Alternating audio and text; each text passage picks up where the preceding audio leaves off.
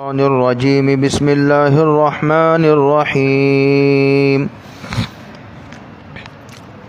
ولا يحسبن الذين يبخلون بما آتاهم الله من فضله هو خيرا لهم بل هو شر لهم صدق الله مولانا العظيم.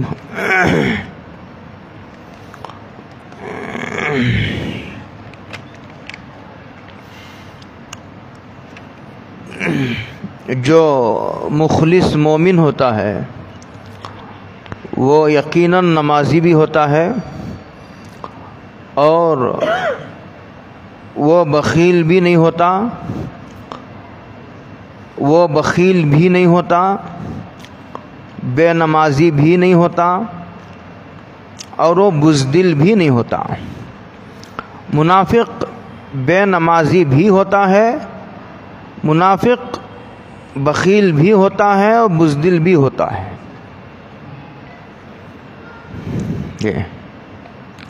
اسی لیے اگر کسی کو ہوا پر اڑتا ہوا دیکھو، کس پر؟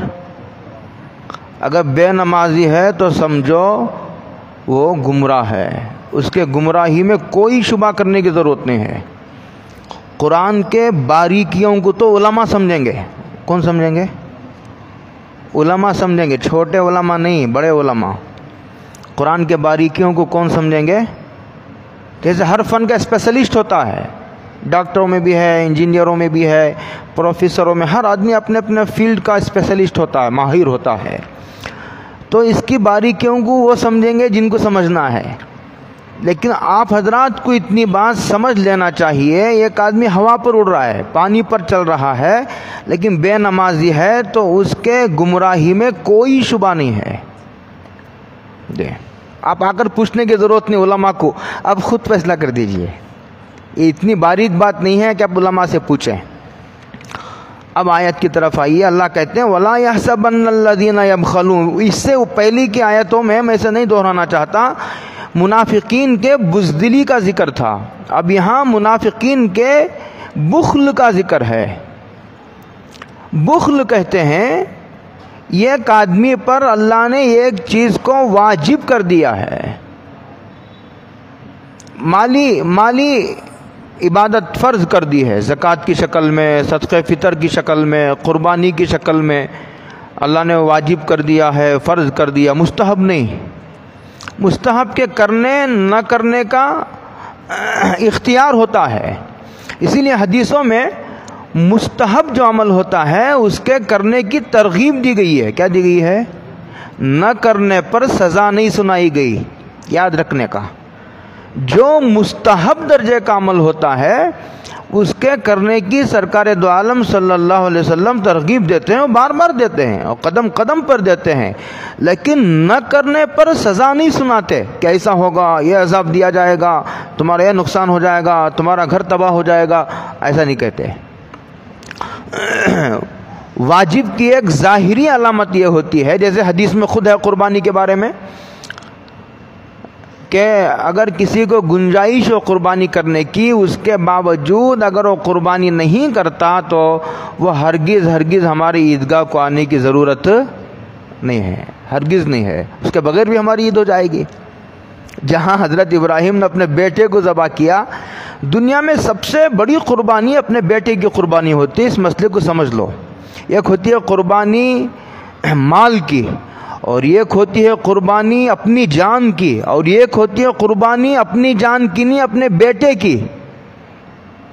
اپنی جان کو ذبح کرنا آسان ہے، بیٹے کو ذبح کرنا آسان نہیں۔ حضرت ابراہیم علیہ السلام سے اللہ نے جس امتحان کا مطالبہ کیا تھا وہ دنیا کا آخری اور سب سے بڑا، سب سے سخت ترین امتحان تھا۔ ایک آدمی بیٹے کو ذبح کر دینے کے بعد اسے اپنے آپ کو ذبح کر دینا، اپنے آپ کو اللہ کے نام پر قربان کر دینا، اور پھر مال کو خرچ کر دینا، اللہ کے احکامات کے سامنے سر جھکا دینا، اس کے لیے کیا مشکل ہے؟ جب بچے کو ہی ذبح کر دیا باقی سارے احکامات آسان ہیں اس کے لیے۔ وہ آخری امتحان اس جلیل القدر نبی سے لے کر کے امت کے سامنے ایک نمونہ پیش کیا گیا ہے۔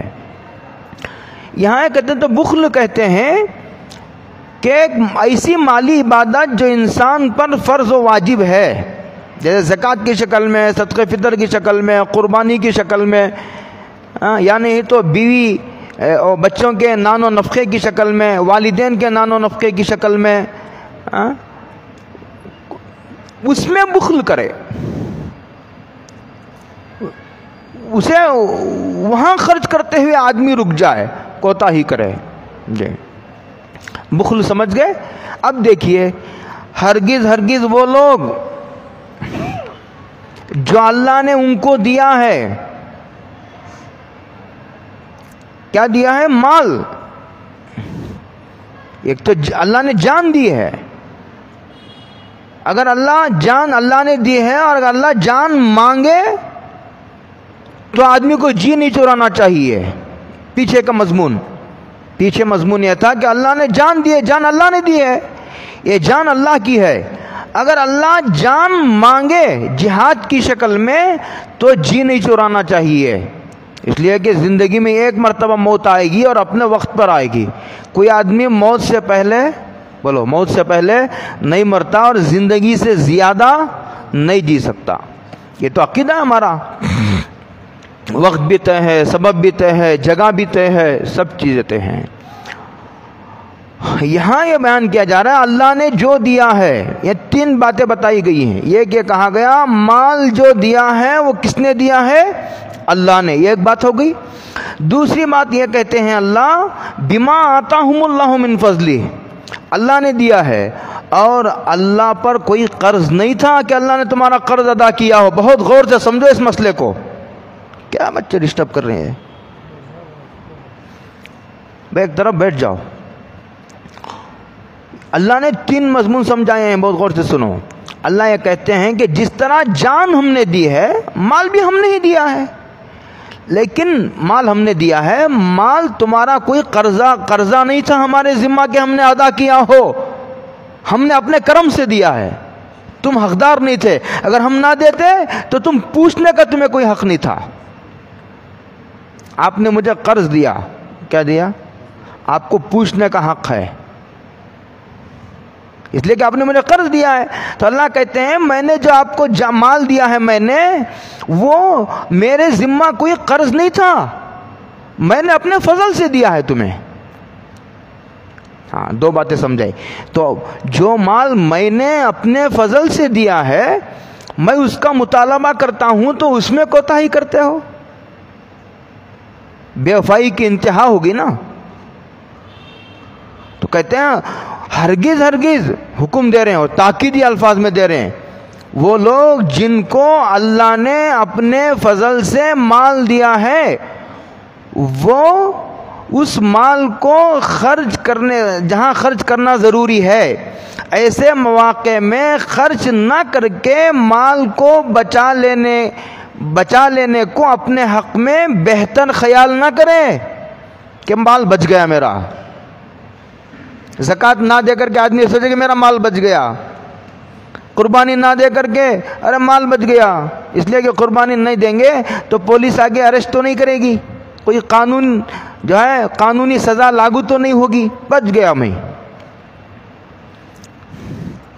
کہتے ہیں وہ اپنے حق میں بہتر خیال نہ کرے، بل ہوا شر لہم، بلکہ وہ ان کے حق میں بہت برا ہے. صرف برا نہیں، بہت برا ہے. سیطوقون، دنیا میں جو نقصانات ہوں گے زکوٰۃ ادا نہ کرنے کے وہ تو ہوں گے، لیکن آخرت کی ایک سزا کا ذکر کرتے ہیں اللہ. سیطوقون، تو ہم ان قریب، دو باتیں ہیں اس میں، سین ہے نا یہاں، سیطوقون، ہم اس مال کو ان کے گلے کا ہار بنا دیں گے. کیا کر دیں گے؟ گلے کا ہار بنا دیں گے مال کو، اور توق بنا کر کے اس مال کا ڈال دیں گے ہم. ہاں، مال کی شکل کو بدل دیں گے. یہاں پیسہ ہے 500 کے، 1000 2000 کے جو ہے وہ نوٹ ہیں، اس کو ہم حدیث میں ہے کہ یہ خطرناک زہریلے گنجے اژدہے کی شکل دے دیں گے مال کو. پورے کا پورا مال، پورے کا پورا خزانہ، سونا چاندی، یہ خطرناک زہریلے گنجے سر کے سر پر بال نہیں ہوں گے. اور جو سانپ گنجا ہوتا ہے، شارحین نے لکھا ہے، وہ زیادہ خطرناک ہوتا ہے، نہایت زہریلا ہوتا ہے. سانپ کے گنجا ہونا اس کے نہایت زہریلے ہونے کی علامت ہوتی ہے. اور اس کے آنکھ کے اوپر 2 کالے نقطے ہوتے ہیں، یہ 2 کالے نقطے بھی سانپ کے زیادہ زہریلے ہونے کی علامت ہوتی ہے. ایسا سانپ بنا دیں گے، اس کے پورے مال کو ہم اشدا بنا دیں گے اور اس کے گلے میں ڈال دیں گے، یہ لے تمہارا مال. وہ یہ 2 پکڑے گا، پکڑ کے گا، ہاں ذا مالک، یہ تیرا مال، یہ ہے تیرا خزانہ. اللہ اکبر، اندازہ کرو. سَيُطَوَّقُونَ مَا بَخِلُوا بِهِ يَوْمَ الْقِيَامَةِ. اللہ کہتے ہیں جب تم مر جاؤ گے، قبر میں چلے جاؤ گے، تو یہ مال دنیا میں چھوڑ کر چلے جاؤ گے، اس کے ہم مالک بن جائیں گے. اگر زندہ رہتے ہوئے اپنے اختیار سے، خوش دلی سے خرچ کرتے تو دنیا میں بھی ہم بڑھا کر دیتے اور آخرت میں یہ سزا بھگتنی نہ پڑتی. اب تم مر کر جا رہے ہو تو مال چھوڑ کر چلے گئے، پہلے سے بھی ہم ہی مالک تھے اس کے. تم کو ہم نے ایک ٹیمپروری مالک بنایا تھا تاکہ دنیا کا نظام چل سکے، تم نے اس کو حقیقی مالک سمجھ لیا. ہم نے دنیا کا کام چلانے کے لیے نظام تم کو ایک عارضی طور پر ٹیمپروری مالک بنایا تھا. تم یہ سمجھ بیٹھے، تم اس پر سام بن کر کے بیٹھ گئے. بولتے ہیں نا لوگ کہ مال پر سام بن کر کے بیٹھ گیا، بچوں کو تک نہیں دیتا، بیوی کو تک نہیں دیتا، رشتہ دار بھوک سے مر رہے ہیں، ہاسپٹلز میں ان کے رشتہ دار سڑ رہے ہیں. کہتے ہیں نا یہ مال پر سام بن کر بیٹھ گیا ہے. یہیں سے لی گئی ہے وہ تعبیر. اللہ کہتے ہیں وَلِلَّهِ مِيرَاثُ السَّمَاوَاتِ وَالْأَرْضِ. آسمانوں اور زمین کی میراث اللہ ہی کے لیے ہے. پہلے بھی اللہ ہی مالک تھا، مرنے کے بعد تو اللہ ہی کا ہو گیا. زندہ رہتے ہوئے اپنے اختیار سے، خوش دلی سے دیتا، دنیا میں بھی اس کے فوائد دیکھتا، مرنے کے بعد یہ سزا بھگتنی نہ پڑتی. آگے کہتے ہیں وَاللَّهُ بِمَا تَعْمَلُونَ خَبِيرٌ. اور یہ آیت جو ہے، جو خرچ نہیں کرتے ان کے بارے میں کہا گیا. آیت کا اتنا ٹکڑا خرچ کرنے والوں کے بارے میں ہے، بہت غور سے سنو. واللہ بما، جو خرچ نہیں کرتے ان کی سزا سنا دی گئی. اب جو خرچ کرتے ہیں ان کو کہا جا رہا ہے اپنی نیتوں کا جائزہ لو. لہذا قدم قدم پر اخلاص کا اہتمام کرو. ہاں کہیں جو ہے وہ غیر اللہ شریک نہ ہو جائے تمہاری نیت میں، اس لیے کہ اللہ تعالیٰ تمہاری نیتوں تک سے باخبر ہے. واللہ بما تعملون خبیر. اس میں اخلاص کی دعوت دی گئی ہے، اس لیے کہ صرف کسی عمل کا کرنا مقصود نہیں ہے، اللہ کو راضی کرنے کا مطالبہ ہے. نیت اللہ کو راضی کرنے کی ہو، مطالبہ صرف عمل کا نہیں ہے، خالص عمل کا مطالبہ ہے. ہاں اس لیے کہ حدیث پاک میں آتا ہے ان یسیر الریاء شرک. ریاکاری، دکھاوے کا ادنا درجہ بھی شرک ہے. ہاں اللہ ہم سب کی حفاظت فرمائے. اور ریاکاری قرآن کریم میں ہے یراؤن الناس، منافقین کے بارے میں. ریا جس طرح منافق بخیل ہوتا ہے، منافق ریاکار بھی ہوتا ہے. یہ دکھاوے کا جذبہ یہ نفاق کی کوکھ سے جنم لیتا ہے. کیسی حقیقتوں سے پردہ اٹھا رہا ہے قرآن. اللہ اکبر. آگے ایک اور اللہ کہتے ہیں جب وہ آیت کریمہ نازل ہوئی من ذا الذی یقرض اللہ قرضا حسنا، کون ہے تم میں وہ جو اللہ کو قرض دے. یہ ایمان افروز تعبیر ہے، طاقتور تعبیر ہے. ہاں آدمی کے جذبے، آدمی کو اٹھا کر عمل پر کھڑا کر دینے جیسی تعبیر ہے. ہاں کہ بخیل سے بخیل انسان کے ہاتھ بھی کھل جاتے ہیں اور اس کا دل کشادہ ہو جاتا ہے، اس کے طبیعت میں نشاط پیدا ہو جاتا ہے. وہ کیا ہے؟ اللہ کہتے ہیں کون مجھ کو قرض دے گا. اللہ کو یہ کہنا ہے کون اللہ کے راستے میں خرچ کرے گا، ایسا کہنا ہے اللہ کو. لیکن ایسا کہتے ہیں اللہ کہ کون تم اپنے پروردگار کو قرض دے گا. اس لیے کہ دیکھو ایک ہوتا ہے ہدیہ. بولو ایک ہوتا ہے کیا؟ آپ نے مجھے گفٹ دیا، میں نے پوچھا تو نہیں نا، آپ نے مجھے گفٹ لا کے دیا، اس کا واپس کرنا میرے اوپر واجب نہیں ہے. لیکن میں نے آپ سے قرض لیا، مجھے 1 لاکھ روپے قرض دیجئے، اس قرض کا لوٹانا میرے ذمہ واجب ہے. تو اللہ یہ تعبیر لا کر کے یہ بتانا چاہتے ہیں کہ تم نے جو اللہ کے راستے میں خرچ کیا ہے اس کا بدلہ دینے کو میں نے اپنے اوپر واجب کر لیا ہے. اللہ اکبر. کوئی دوسرا آدمی اللہ پر کوئی چیز واجب نہیں کر سکتا، لیکن اللہ خود اپنے اوپر کسی چیز کو لازم کر لے تو اسے پوچھنے والا کون ہے؟ جس کو چاہے لازم کر لے، جس چیز کو چاہے لازم نہ کرے۔ ہاں، جب یہ کہا تو ان یہودیوں نے، بدتین سرکشوں نے کیا کہا کہ دیکھو اللہ فقیر ہے، ہم سے مانگتا ہے پیسے، ہم سے قرض مانگتا ہے۔ توبہ توبہ، اللہ کے کمال کرم کو نالائقوں نے فقر سے تعبیر کیا، غریبی سے تعبیر کیا۔ کہتے ہیں اللہ نے ان لوگوں کی بات سن لی جن لوگوں نے کہا فقیر، ان اللہ فقیر، اللہ فقیر ہے، ہم مالدار ہیں، اللہ ہم سے قرض مانگتا ہے۔ انتہا ہے جہالت کی، انتہا ہے نادانی اور بیوقوفی کی انتہا ہے۔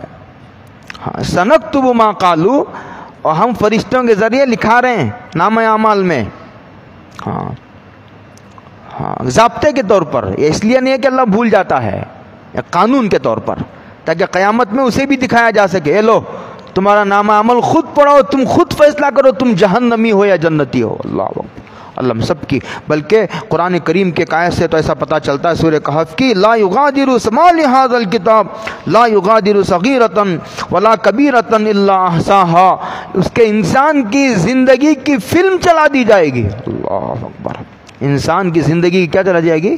فلم چلا دی جائے گی، اسے بتایا جائے گا، گناہ کرتے ہوئے بتایا جائے گا، بند دروازوں میں غلط چیز دیکھتے ہوئے بتایا جائے گا۔ اللہ اکبر، کسی لڑکی کو چھو رہا تھا چھوتے ہوئے بتایا جائے گا۔ اللہ ہم سب کی حفاظت فرمائے۔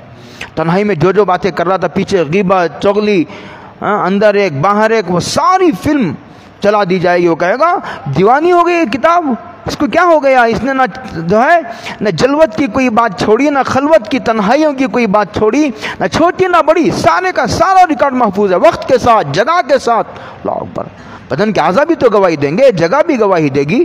یومئذ تحدث اخبارها، لکھیں گے وقتلهم الانبیاء بغیر حق، اور ان لوگوں نے، کن لوگوں نے؟ یہودیوں نے، ان کے آباء و اجداد نے انبیاء کا جو قتل کیا ہے، ناحق قتل کیا ہے، وہ سب ہم لکھے ہیں۔ یہاں دو باتیں سمجھنی ہے، یہ تو قتل نے ان کے انبیاء، جس سے اللہ خطاب کر رہے ہیں حضور کے زمانے کے یہودیوں سے، انہوں نے انبیاء کا قتل نہیں کیا، انبیاء کا قتل تو ان کے آباء و اجداد نے کیا۔ اللہ کہتے ہیں کہ دیکھو انہوں نے جو قتل کیا ہے ہم اس کو بھی لکھ رہے ہیں، یعنی موجودہ یہودیوں کی طرف نسبت کرتے ہوئے قرآن کہتا ہے انہوں نے جو یہ کہا ہے نا کہ اللہ فقیر ہے اور ہم مالدار ہیں، اس کو بھی ہم لکھ رہے ہیں۔ اور ان لوگوں نے، حضور کے زمانے کے یہودیوں نے جو اپنے انبیاء کا ناحق قتل کیا ہے اس کو بھی ہم لکھ رہے ہیں، حالانکہ حضور کے زمانے کے یہودیوں نے انبیاء کا قتل تو نہیں کیا، لیکن اس لیے لکھ رہے ہیں کہ ان کے آباء و اجداد نے، ان کے باپ داداؤں نے جو انبیاء کا قتل کیا تھا اس پر یہ راضی تھے۔ کسی گناہ پر راضی ہو جانا یہ خود گناہ ہے، ظلم پر آواز نہ اٹھانا خود گناہ کبیرہ ہے۔ ہاں، ظلم بھی گناہ ہے اور ظلم کے خلاف آواز نہ اٹھانا بھی گناہ ہے۔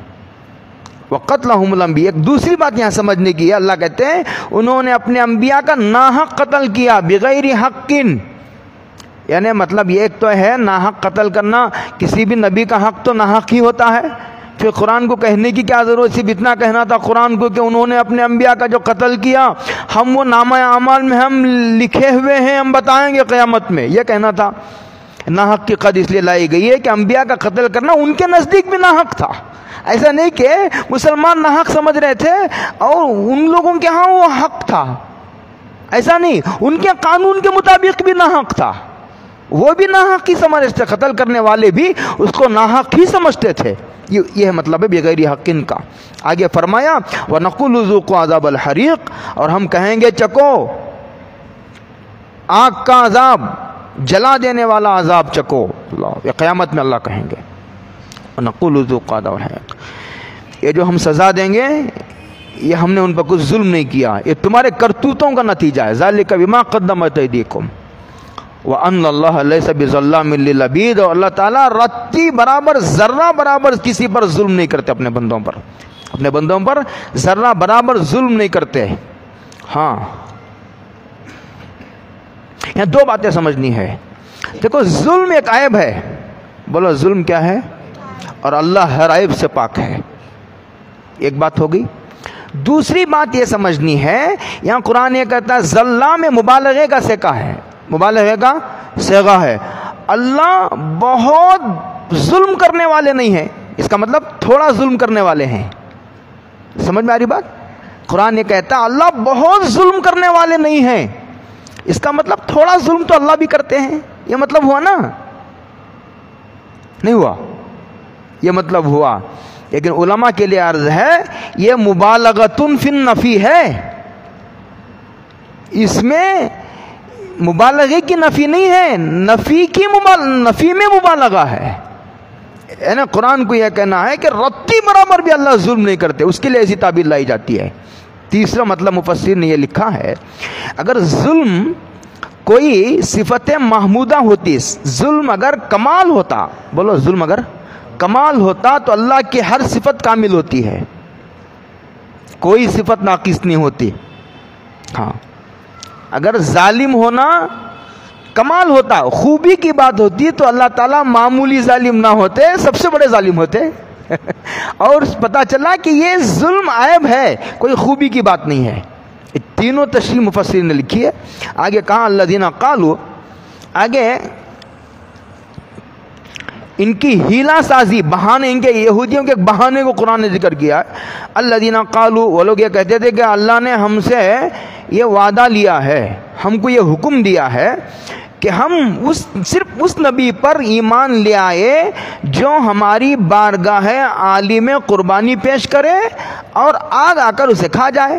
اس لیے کہ پہلی امتوں میں، ہماری امت میں تو یہ ہے کہ قربانی ہم جانور کو ذبح کرتے ہیں تو اس کا آخرت میں ایک فائدہ یہ ہوگا کہ میزان میں، ترازو میں جانور کا گوشت بھی تلے گا، ہڈیاں بھی تلیں گی، اس کے کھر بھی تلیں گے، اس کے سینگ بھی تلیں گے، اس کا ہر چیز، اس کا چمڑا بھی تلے گا. اور بعض روایت میں ہے کہ پلسرات پر وہ سواریوں کا کام دیں گے وغیرہ وغیرہ آیا ہے. لیکن اب اس امت میں دنیاوی فائدہ یہ ہے کہ کھانے کے لیے گوشت ملتا ہے، گوشت کھاؤ. لیکن پہلے ایسا ہوتا تھا کہ قربانی کی جاتی تھی تو ایک آگ آ کر کے اسے کھا لیتی تھی. جیسے حضرت آدم علیہ السلام کے دو بیٹوں کا ذکر قرآن کریم میں، حابیل قابیل کا، کہ حابیل کی قربانی قبول ہو گئی تو اس کی علامت یہ تھی کہ ایک آگ آسمان سے آئی اور اس قربانی کو کھا لیا اس نے، اور قابیل کی قربانی پڑی کی پڑی رہ گئی، اس کی قبول نہ ہونے کی دلیل تھی.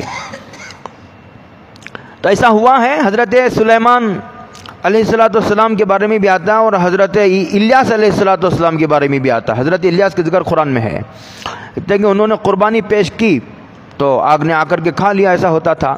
یعنی یہ لوگ یہ کہتے تھے کہ یہ کیسا نبی ہے، محمد حضور کو دکھا کر کے، یہ کیسا نبی ہے جہاد کرتا ہے، جو مال غنیمت آتا ہے خود کھا جاتا ہے. حالانکہ مال غنیمت کھانے کی بات نہیں ہے، یہ تو اللہ کی بارگاہ میں پیش کرتے اور آگ آ کر کے کھا جاتی. یہ کیا ہے کہ مال جہاد میں جو مال ملتا ہے نبی کھا جاتا ہے، اس لیے نہیں لاتے ایمان. اس لیے کہ جب تک یہ معجزہ ظاہر نہ ہو ہم نہیں لائیں گے. اللہ نے ہم سے وعدہ لیا ہے کہ جس نبی کے ہاتھ پر یہ معجزہ ظاہر ہو اس نبی پر ہی ایمان لے آنا. اور چونکہ ہم حضور سے یہ معجزہ پیش نہیں آیا اس لیے ہم اس نبی پر ایمان نہیں لے آتے، یہ کہتے تھے. تو اللہ کہتے ہیں، یہ کہتے ہیں کہ یہ اللہ نے یہ وعدہ لیا ہے. حالانکہ جو یہ کہتے تھے جھوٹ کہتے تھے. ایسا کہیں نہیں تھا کہ صرف اسی نبی پر ایمان لے آنا جس کے ہاتھوں پر یہ معجزہ ظاہر ہو. یہ جو کہتے تھے یہ جھوٹ کہتے تھے. خیر اس کا جواب دیے بغیر قرآن نے کہتا ہے آپ کہیے ان سے، آپ کے پاس میرے سے پہلے متعدد پیغمبر آئے اور معجزات لے آئے، وبالذی قلتم، اور تم جس معجزے کا مطالبہ کر رہے ہو کہ قربانی بارگاہ الہی میں پیش کی جائے اور آگ آ کر اسے کھا لے، وہ قربانی کی قبولیت کی علامت ہوتی تھی. جن انبیاء کے ہاتھوں پر یہ معجزہ ظاہر ہوا ہے ان کو بھی تو تم نے نہیں مانا. یہ باتیں اس سے کہو جس کو تمہاری تاریخ کا پتہ نہ ہو.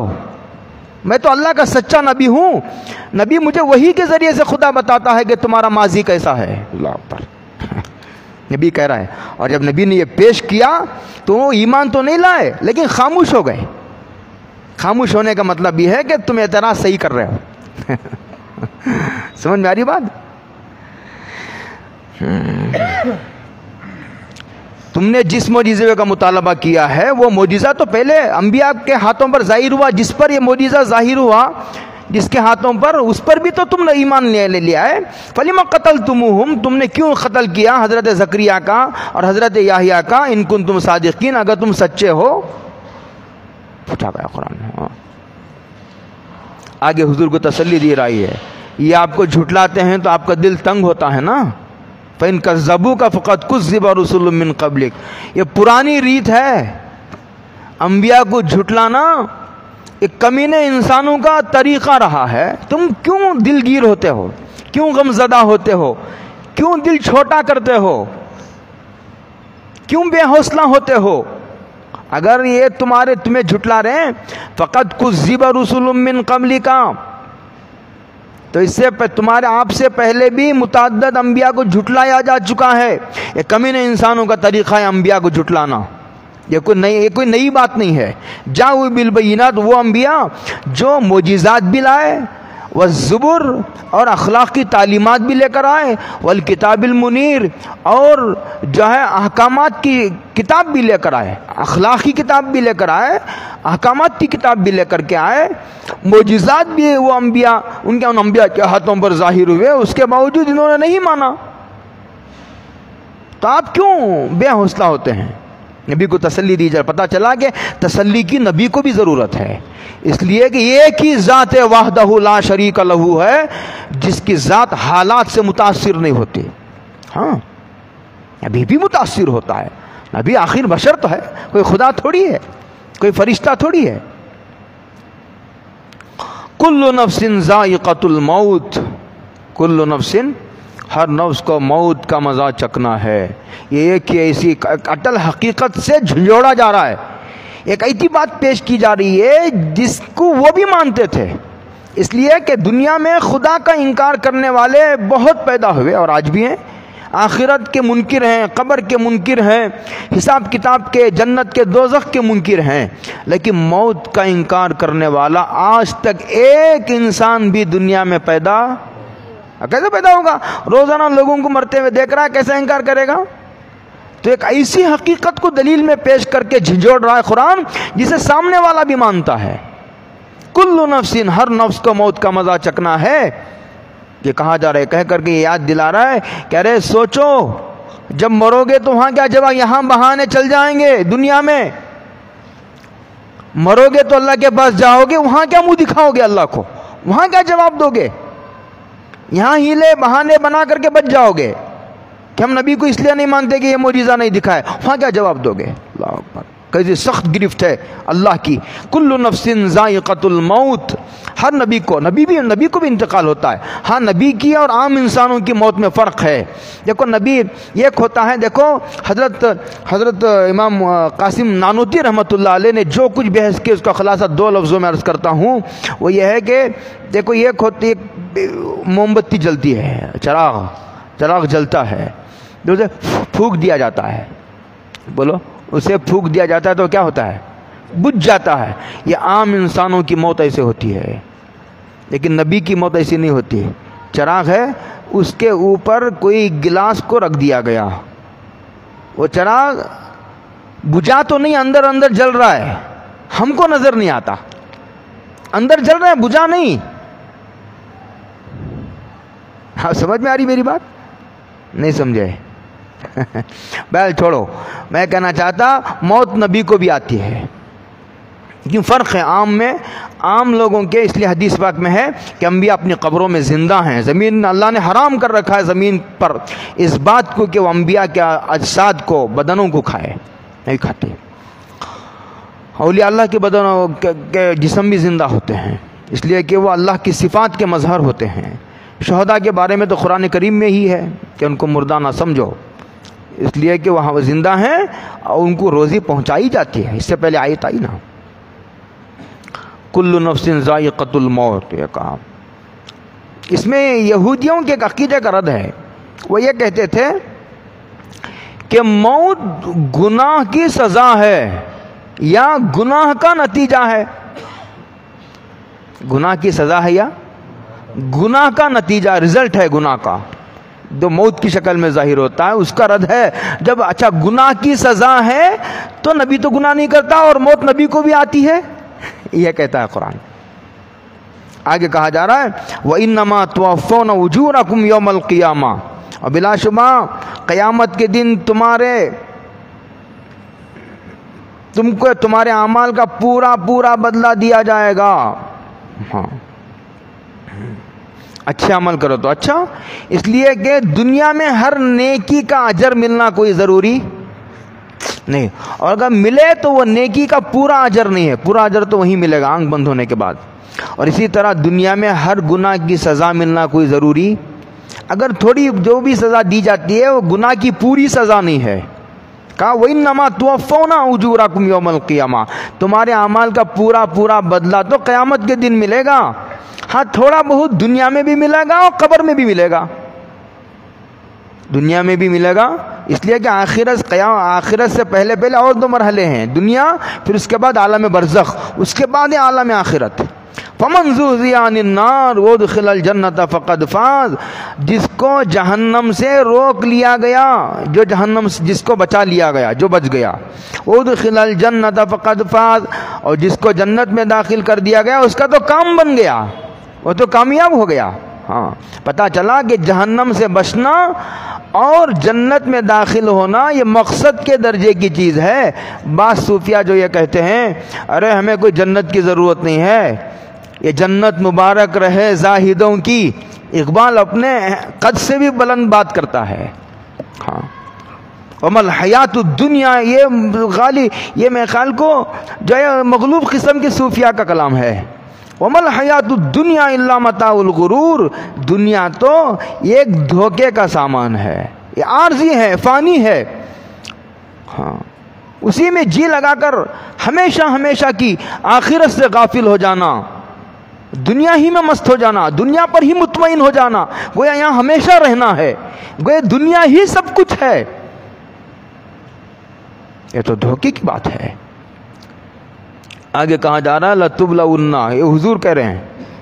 اس کے بعد بھی آپ نے دیکھا کہ صحابہ کو، تابعین کو اب تک بھی 1450 سال یہ آیت تو حضور کے زمانے میں آئی، پیشن گوئی فرماتے ہیں اور ذہن سازی کی جا رہی ہے کہ تمہارے اموال کا بھی امتحان ہوگا اور تمہارے جانوں کی بھی آزمائش ہوگی، تم مارے جاؤ گے، قتل کیے جاؤ گے، قید کیے جاؤ گے، تکلیفیں دیے جاؤ گے، تمہارا مال لوٹا جائے گا، جلا دیا جائے گا، تمہاری املاک کو نقصان پہنچایا جائے گا، تمہاری معیشت پر زد لگائی جائے گی، سارے مضامین اس میں آ گئے۔ ایسا ہوگا اور ہم امتحان لیں گے، کیا تمہیں سمجھ رہے ہو کہ ایمان لانے کے بعد تمہیں امتحان لیے بغیر چھوڑ دیا جائے گا؟ حسب الناس ان یترکوا ان یقولوا آمنا وهم لا یفتنون، تم کہو کہ میں ایمان لے آیا اور تمہیں سمجھ رہے ہو کہ ایمان کا اعلان کرنے کے بعد امتحان لیے بغیر چھوڑ دیے جاؤ گے؟ ایسا نہیں ہوگا، ہم امتحان لیں گے۔ آگے فرمایا، ایک تو پیشن گوئی یہ فرمائی تاکہ پہلے سے تیار رہو، وہ آگے فرمائے ایک اور بات فرمائی وَلَا تَسْمَعُنَّ مِنَ الَّذِينَ أُوتُوا الْكِتَابَ مِنْ قَبْلِكُمْ وَمِنَ الَّذِينَ أَشْرَكُوا أَذًى كَثِيرًا، اور اس سے پہلے جو جن کو کتاب دی گئی تھی اہل کتاب، عیسائی ہو یا یہودی، اور مشرکین کی طرف سے تکلیف دہ باتیں سنو گے، اور چھوٹے پیمانے پر نہیں بہت بڑے پیمانے پر سنو گے۔ مسلمانوں کو اور اسلام کے فالوورز کو اور اس کے سچے رہنماؤں کو گالیاں دی جائیں گی، بدگمانیاں پھیلائی جائیں گی، بدظن کرنے کی کوشش کی جائے گی، ان کا نام و نشان مٹا دینے کی سازش رچی جائے گی۔ میڈیا، پورا میڈیا اسی آیت کی تفسیر ہے، اس آیت کو سمجھانے کی ضرورت نہیں ہے۔ اس وقت کا پوری دنیا کا میڈیا، الیکٹرانک میڈیا ہو یا پرنٹ میڈیا ہو، سوشل میڈیا ہو، سارے کا سارا اس آیت کی تفسیر ہے۔ یہ بھی یہ کہہ کر یہ کہا جا رہا ہے کہ ایسا ایسا ہوگا، تعجب کرنے کی ضرورت نہیں ہے، تدبیر کرو، میدان چھوڑ کر مت بھاگو، حوصلے سے رہو، جمے رہو، ثابت قدم رہو۔ وَإِن تَصْبِرُوا، اگر تم ثابت قدم رہے، صبر و تحمل سے کام لیا، آپے سے باہر نہ ہوئے، تدبیر کرتے رہے، اور قتال کے موقع پر قتال، صبر کا مطلب یہ نہیں ہے کہ جہاد کا موقع ہے تو بھی صبر کیے بیٹھے ہیں، صبر کا مطلب یہ نہیں ہے کہ انتقام لینے کا موقع ہے تو بیٹھے ہیں. قرآن کریم میں ایک جگہ ہے ایمان والوں کی، متقی پرہیزگاروں کی صفات بیان کرتے ہوئے قربان جائیے قرآن ایک پہلو کو بھی نظر انداز نہیں کرتا. قرآن کہتا ہے والذین اذا اصابہم البغی ہم ینتصرون. متقی پرہیزگاروں کی ایک علامت یہ ہے کہ جب ان کے خلاف بغاوت کا علم بلند کیا جاتا ہے تو وہ بدلہ لیتے ہیں.